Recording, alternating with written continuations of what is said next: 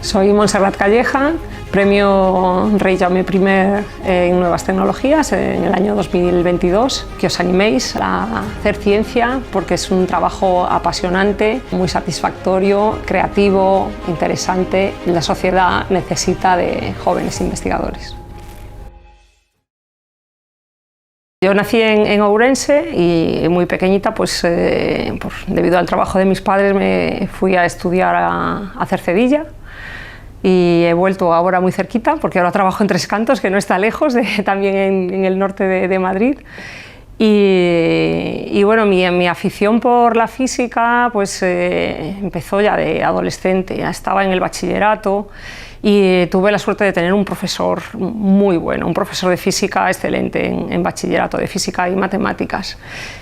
Y realmente eso te ayuda mucho porque la física y las matemáticas son fáciles y son preciosas si te las explican con paciencia y te las explican bien.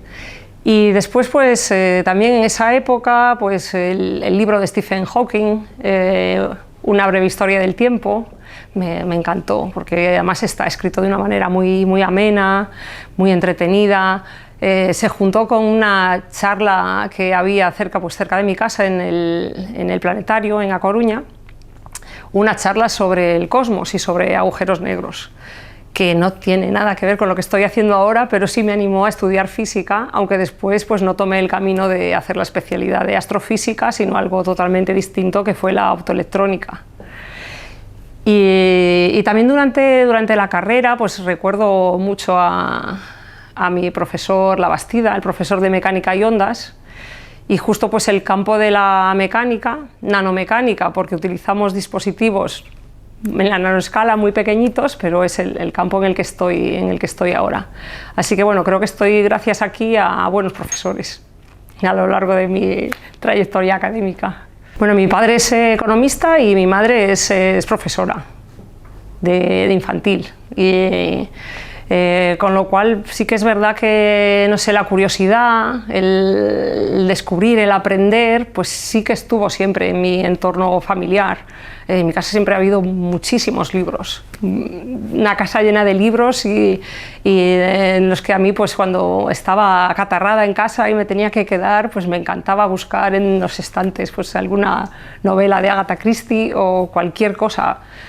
Yo recuerdo la sensación de que realmente me gustaba leer casi cualquier cosa, casi las cajas de los cereales.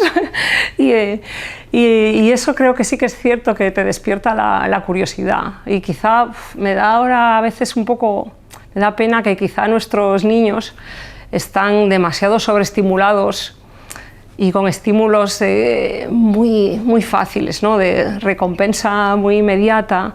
Y no sé, esa magia que es abrir un libro y pasar esos primeros capítulos que son a lo mejor un poco más aburridos o que cuestan más, y hasta llegar a la aventura maravillosa, ¿no? Pues es algo que espero que no se lo pierdan.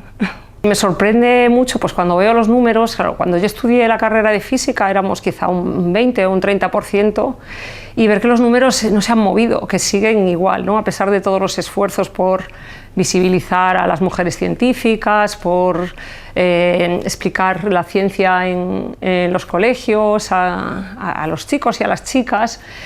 Y realmente me preocupa además que no es fácil. Ahora tenemos problemas para encontrar jóvenes investigadores y candidatos para hacer una tesis doctoral, que es el aprendizaje de ser científico. Y realmente a mí me cuesta saber cuál puede ser el problema con todo el esfuerzo que se está haciendo y cosas que yo creo que se están haciendo muy bien. Y no sé, me preocupa a veces, por ejemplo, también las elevadas notas medias que se solicitan para la carrera de física o matemáticas. Porque realmente es cierto que la experiencia de uno es siempre, bueno, muy limitada, ¿no? Pero por mi experiencia no son siempre los alumnos perfectos, que siempre sacan 10 en todo, los que dan lugar a los mejores científicos. Porque para ser científico necesitas no tener miedo a fracasar. Entonces, si te has enfrentado al fracaso, te has levantado, has seguido peleando, has suspendido una asignatura, pero a lo mejor no se te daba bien, no sé, el latín, y te has esforzado y lo has sacado adelante, pues te has enfrentado a algo que en ciencia jamás te puede dar miedo, porque si no estaríamos pues siguiendo las líneas científicas más establecidas y aportando incrementalmente. Pero para aportar algo realmente disruptivo y nuevo hay que ser creativo y hay que atreverse a fracasar. Cuando te inventas un proyecto o te planteas una pregunta científica, tienes que plantearte, es muy probable que fracase. Es probable que esté 5 años trabajando en esto y las probabilidades de éxito son muy escasas, pero si me esfuerzo y si lo consigo va a ser maravilloso. Voy a descubrir algo que no existía antes.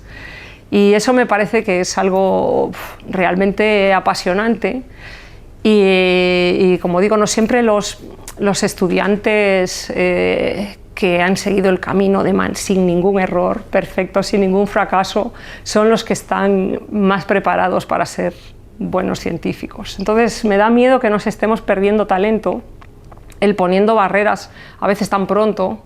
Tienen que elegir muy pronto en el bachillerato qué asignaturas van a hacer, eso les cierra después muchas puertas.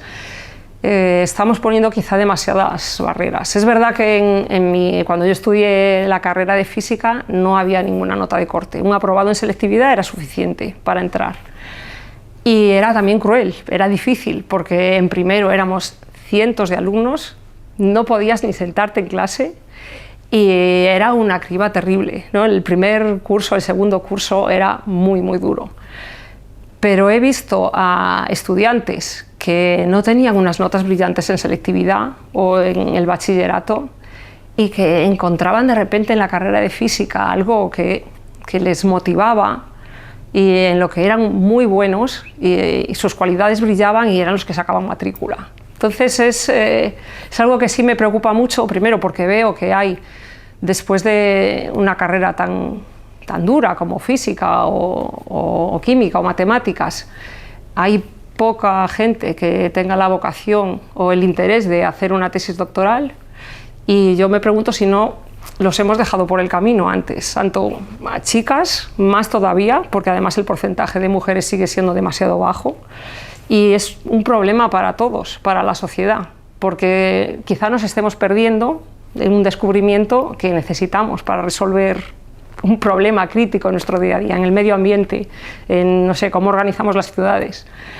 Y más que un problema para esa persona o esa chica que seguramente sea muy feliz haciendo otra cosa, es una pérdida para todos, para nuestra sociedad. Si perdemos talento, no vamos a poder resolver todos los retos a los que nos estamos enfrentando. Yo le pediría que para las carreras que hay unas notas de corte tan elevadas, un 14 es una locura, es una nota, tienes que hacerlo todo perfecto desde que eres muy joven, que aumentasen el número de plazas en esas carreras, que no le cerrarán la puerta a alguien que quiera estudiar física simplemente porque tiene un notable en selectividad. Yo creo que eso se está haciendo, además, yo creo, una labor importante, y veremos el fruto quizá dentro de 10 años o 20 años. Acudir a los institutos, acudir a los colegios y explicarles la ciencia. Y explicarles, por ejemplo, algo que no está en la cabeza de mucha gente, que la ciencia es un trabajo en equipo. Es un trabajo que se hace en colaboración con otras personas. Un científico no es un personaje extraño, una persona oscura y que está encerrada en un laboratorio pensando solo en la ciencia, ¿no? Y eso yo creo que se está haciendo ya, pero es verdad que hay que tener paciencia y esperar quizá los resultados. A mí me ha encantado, cuando he visitado colegios, hacer experimentos con los niños y no sé, se ve que tienen una curiosidad innata, que espero que los móviles y las redes no se la agoten, que es maravilloso ver pues cómo despierta o cómo se puede fomentar, y yo creo que eso, bueno, veremos los frutos en el futuro. A veces las mujeres nos ponemos nosotras mismas una carga, nos sentimos quizá como las CEO del cuidado. Somos las jefas del cuidado y a veces sí, pues tratamos de distribuir ciertas tareas en los demás, pero no es eso. O sea, tenemos que ser conscientes de que nos corresponde el 50%. El 50% del cuidado de nuestros hijos, el 50% de la limpieza de la casa o de tener una alimentación sana. Y eso es algo que, bueno, creo que poco a poco tenemos que interiorizar y reclamar, y actuar en consecuencia. Y además creo que también, no sé, a mí me resulta muy satisfactorio cuando pues, los postdocs de mi grupo, los padres, me dicen, es que mañana tengo que ir con mi hijo al médico. Digo, por supuesto, es tu obligación. El experimento pues se tendrá que hacer al día siguiente, pero es tu obligación llevar a tu hijo al médico. Y eso es algo que yo realmente ya veo. Yo creo que también en ciencia, o no sé, quizás mi entorno, tenemos la suerte de ver ese cambio ya, o sea, ya está ocurriendo. Yo creo que es quizá yo sí lo veo como de los entornos más igualitarios, o al menos ha sido mi experiencia, ¿no? En mi caso, pues yo he podido conseguir las cosas que he conseguido porque mi marido, que también es científico, pues se encarga de la mitad que le corresponde, ¿no? De ser padre, y además lo disfruta. Es algo también positivo para los hombres porque esa idea de ese científico que solo hace ciencia no es realmente un modelo de vida muy rico. Todos necesitamos tener amigos, tener familia, cuidar de nuestros hijos. Es algo que también nos satisface.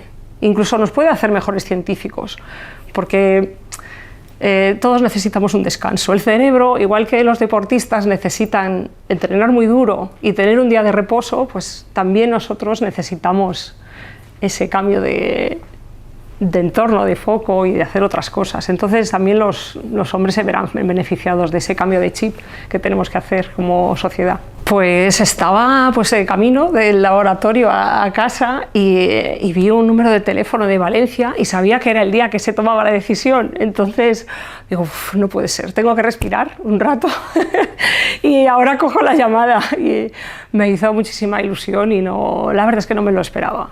No me lo esperaba porque bueno, hay muchos científicos excelentes en España y bueno, pues esto es algo que pues uno tampoco se espera, ¿no? Y estoy encantada, desde luego, es un honor y me siento muy feliz. Bueno, llegué a casa, digo, no se lo puedo decir por teléfono, se lo voy a decir en persona porque además es un premio compartido. Dirigimos el grupo los dos y también a todo el grupo y llamé a todos porque además considero que es un premio que nos corresponde a todos. El esfuerzo es colectivo, no ha sido solo mío. Y decimos muchas veces que entre todos hacemos a un científico muy bueno, pero cada uno por separado jamás habríamos sido capaces de alcanzar los resultados a los que hemos llegado.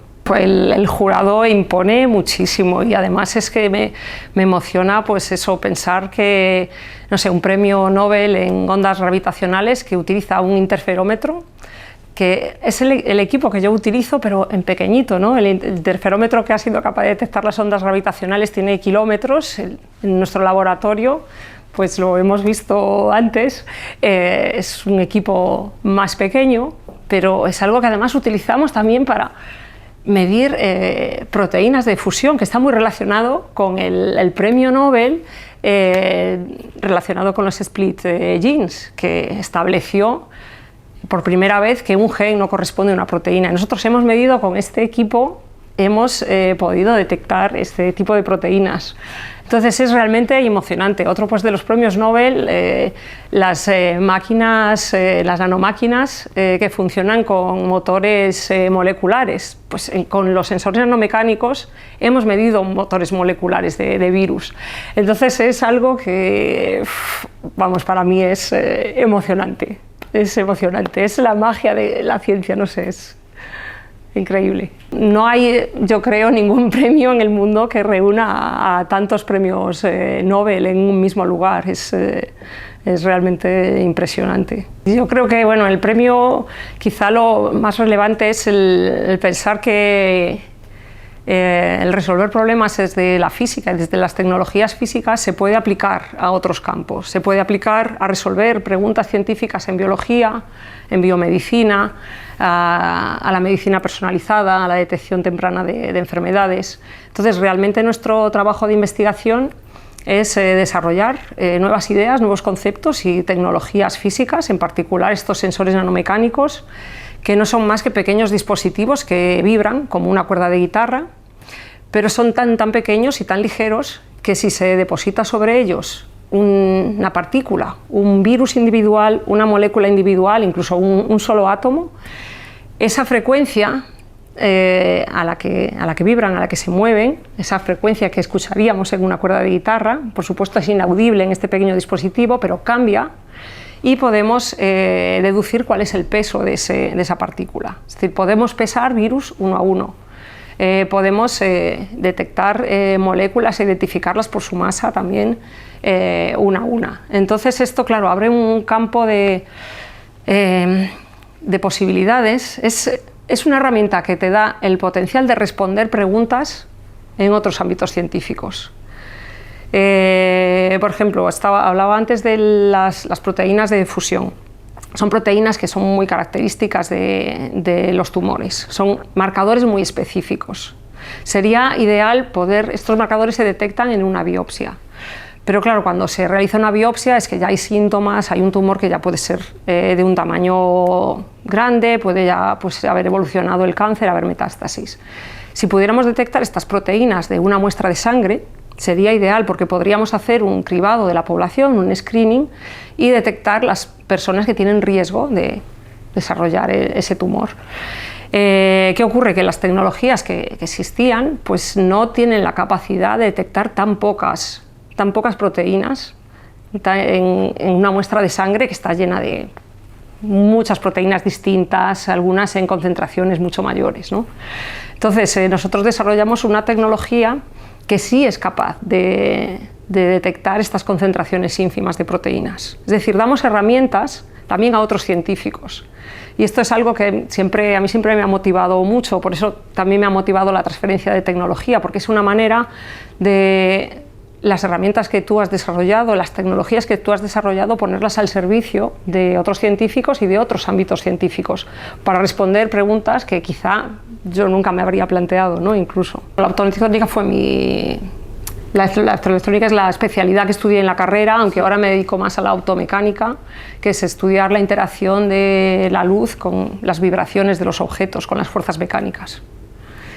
Y a partir del estudio de estas interacciones, lo que tratamos es de extraer herramientas útiles para resolver problemas en biología, como detectar una molécula que era indetectable antes, o en el caso del VIH, poder detectar un marcador de VIH, pues justo una semana después de la infección, cuando antes había un periodo de ventana pues de 2 o 3 semanas en los cuales era indetectable todavía.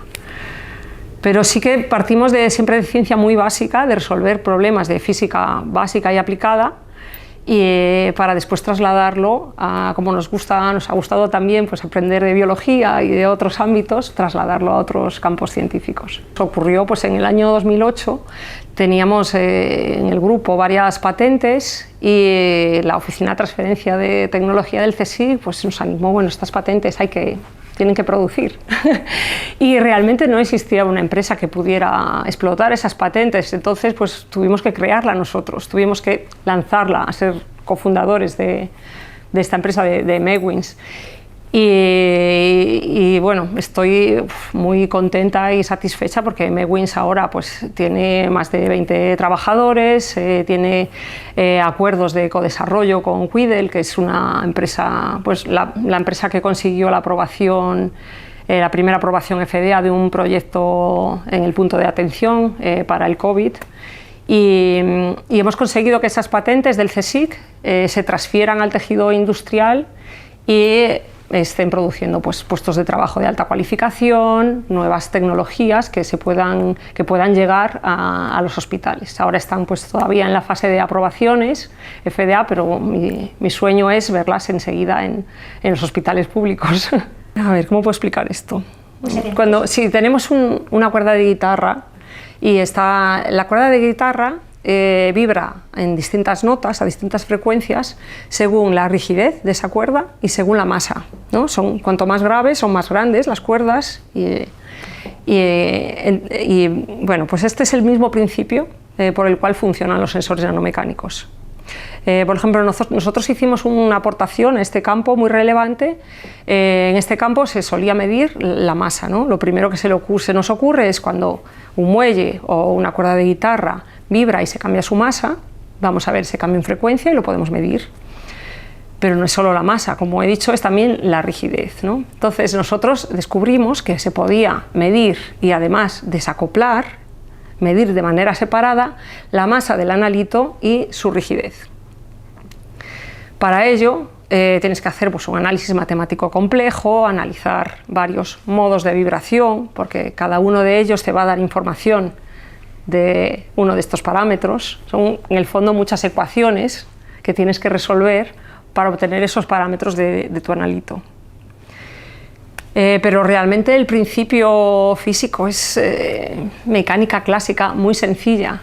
Simplemente hay que trasladarlo a la nanoescala, hay que trasladarlo hay que resolver, por supuesto, muchos problemas, como cómo hacemos llegar ese pequeño analito de la muestra del paciente al sensor. Entonces ahí, por supuesto, tienes que desarrollar mucho trabajo de ingeniería y de resolver pues, problemas de, no sé, sistemas de vacío, sistemas de guiado de partículas.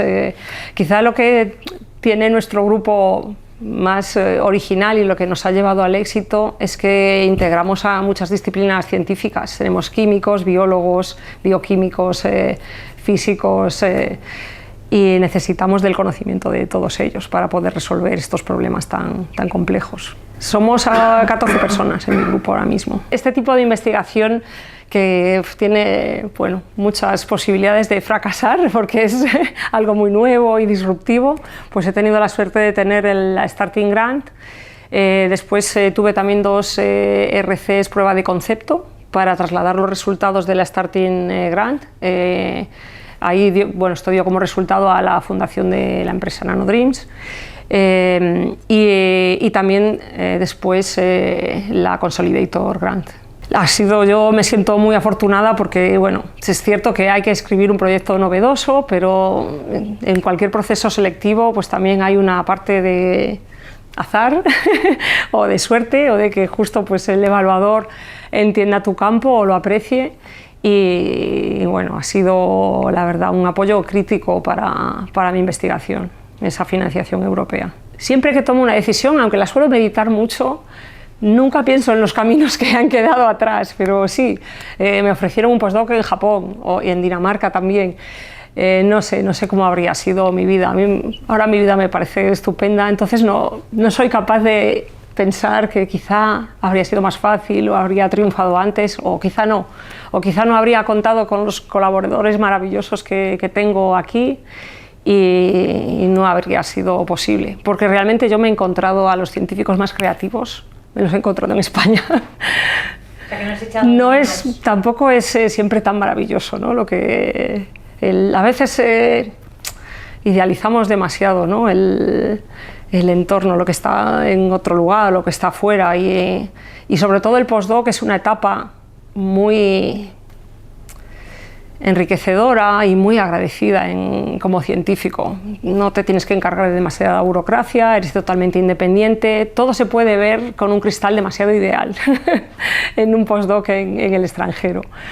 Pero bueno, yo creo que en toda Europa y no sé, en Estados Unidos quizás es un poco distinto. En toda Europa pues la gente se pelea también con la burocracia y con muchos problemas, como tenemos aquí. Teníamos que haber invertido ya hace 20 años.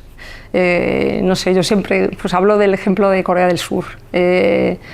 Una de las suertes que uno tiene cuando hace ciencia y hace una tesis, y sobre todo cuando uno es joven y tienes más ganas de viajar, es que pues, vas a congresos, visitas muchos laboratorios y bueno, ves cómo es el mundo, ¿no?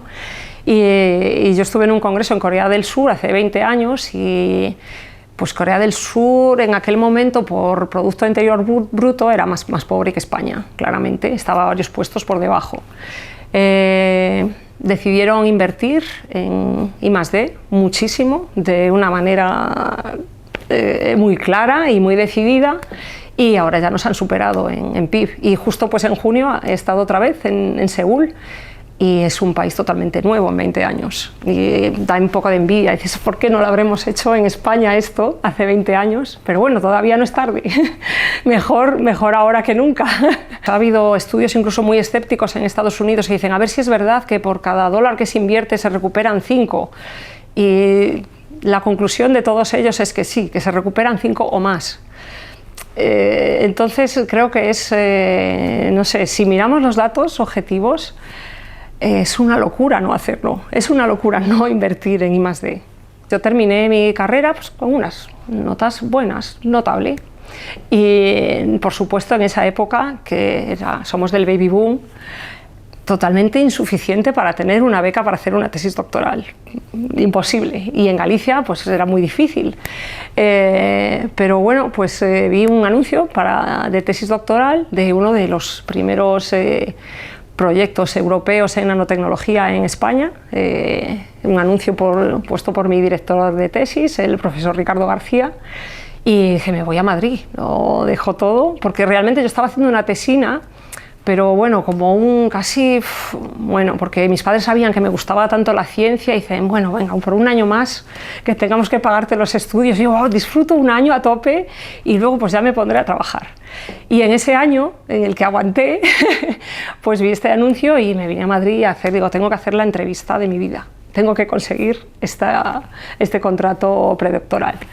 Y lo conseguí, por suerte. Y bueno, ahí fue cuando empecé a trabajar en nanotecnología ya, en mi tesis doctoral.